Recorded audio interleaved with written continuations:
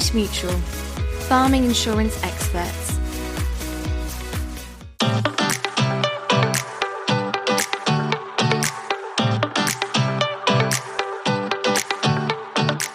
Hello and welcome to this bonus episode of Farming Focus, proudly brought to you by Cornish Mutual. I'm your host, Peter Green. In today's bonus episode, we're focusing on time spent away from the farming business, and I'm joined once again by Andrew Brewer and Nikki Yoxall. For Andrew, time away from the farm includes a few things, but notably in terms of diversification, it's led to the family setting up a fish and chip shop. And for Nikki, this means working off farm and doing a PhD as well as other things. Welcome to you both. To start off, could you both just tell us a bit about how you spend time away from the farm? What does that actually look like for you? Nikki, would you like to go first? Yeah, well, I used to spend my time off farm doing all sorts of interesting things like rock climbing and heading out into the hills. But now I live right in the hills. I do hardly any of that. So I don't spend as much time off farm not working as I used to, but I do get to spend a lot of time away from here through my work with Pasture for Life. So for me, it's about travelling all around the country and getting to see lots of other farms, which is a real joy and a real privilege. Brilliant. And Andrew, how about you? What does time away from the farm look like? Yeah, I'm probably your very grey area of what farm-free days are. You know, I love to learn. I love to learn different things about farming, different methods. I love research. You know, so we've done a lot of research projects over the last 10, 15 years. So it's about getting better. You know, I spend a lot of time on various committees with our milk buyer, Orla.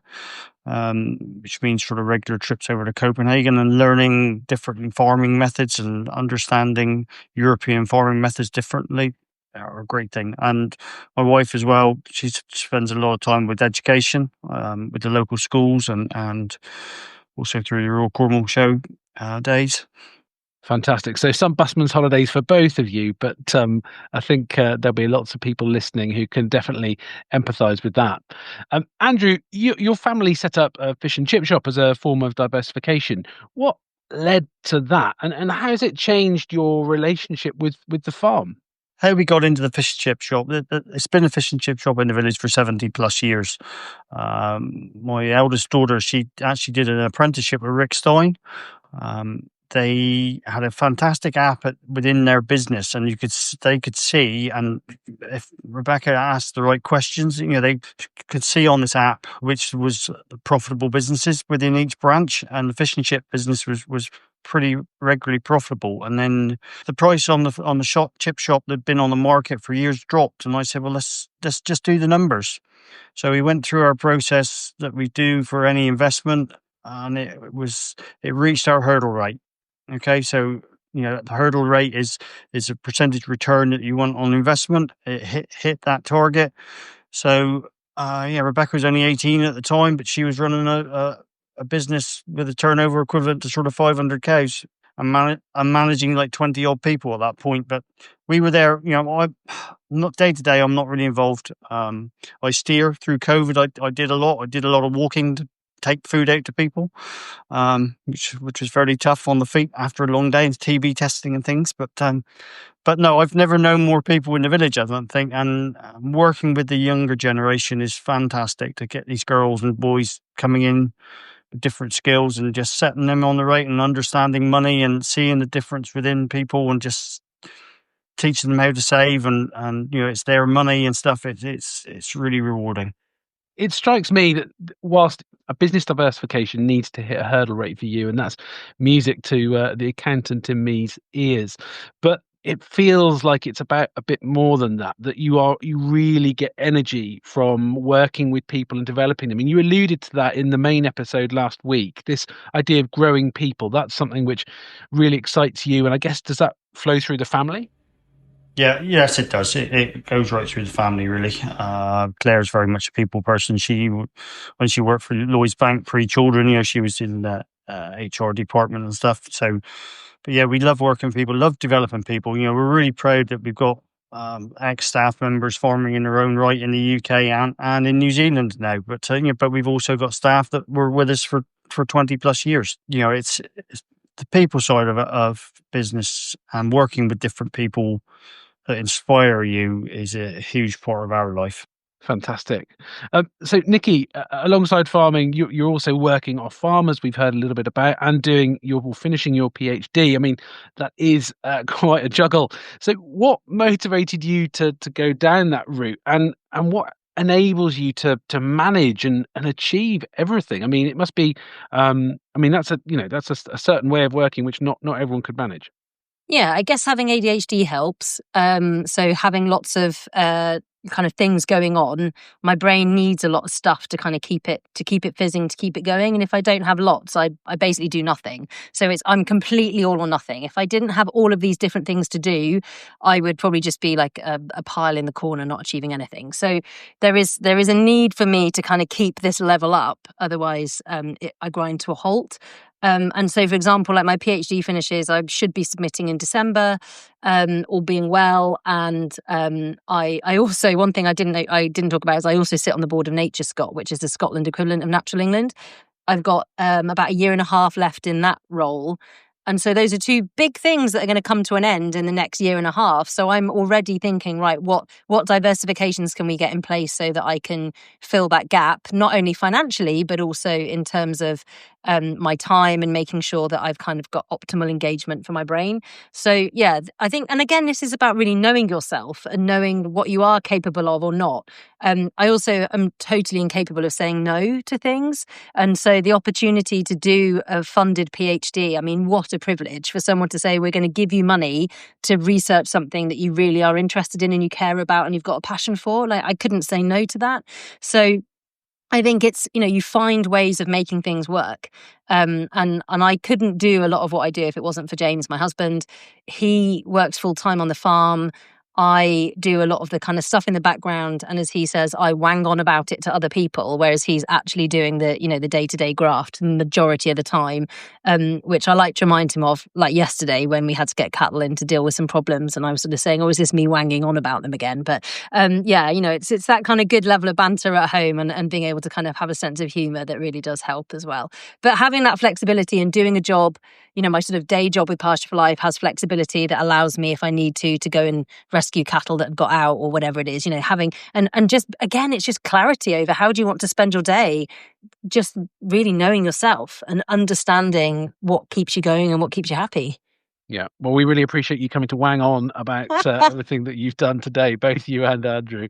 It's been brilliant. And I'm joking aside, I find this point about understanding yourself, how you work, really interesting. I'm fascinated by your suggestion about knowing how much you need to keep your brain fizzing. I'm 42 and I don't know that I'm really at that point yet where I know exactly what the right balance for me is, and I would worry that there's some people who are older than me that maybe are still in that camp, but that process of understanding exactly what it is that we need personally is a really important one. So as we come to the close of this episode, just a final couple of questions. What advice would each of you give to farmers who maybe feel guilty or unsure about spending time away from their businesses? Andrew, I'll come to you first. I used to feel really guilty about not milking and not being there every day and having to step away. But I would say that the return on investment for your time away will be repaid in the next generation if they want to carry on farming. If they've seen a way that you're not up against it and working too hard, they're far more likely to carry on that business. And for us, that for me is what I want to see. So, we have to invest that time. Yeah, it's something that we actually don't hear that often. We've heard it a couple of times on the podcast, but the idea that we need to be exemplars if we want future generations and just new entrants in general to come into farming. We need to make it look attractive as an industry. Nikki, how about you? You're nodding there, but what about these farmers who maybe feel guilty about taking time away?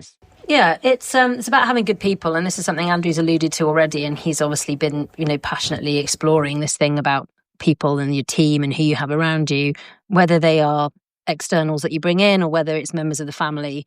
And I think building a team that you can trust. We have farm sitters that we really rely upon if James and I want to go away, and we really make an effort to kind of have a good, at least a week away together. I'm away a lot and he, holds the fort on his own. So we really do try and have like a really good week's holiday, at least once a year where we're both having that time. And we have to accept that when we have a farm sitter in, there will be something that goes wrong. That is just how it is. And you can't change that. Last time we were both away, we came home to a dead calf.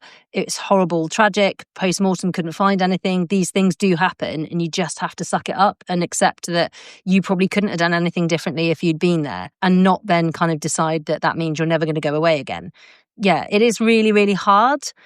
Because particularly if you're a bit of a control freak and you feel like you need to hold on to everything all of the time, but just try it for like a day or an overnighter. If you really are worried about going away, just try a couple of weekends where you're just doing one night away, and actually all you're doing is, leaving at lunchtime and then coming back the next day at lunchtime. And if nothing goes wrong, then, maybe it was all okay. I love that. I love that idea. Brilliant. So if there's one thing that you've learned from your time off farm that's helped you on the farm, what would it be? Andrew, please. The value of going off farm. Claire's favourite saying when we have farm walks or visits on the farm is holidays are cheaper than divorces. Sounds like she should be speaking to my wife.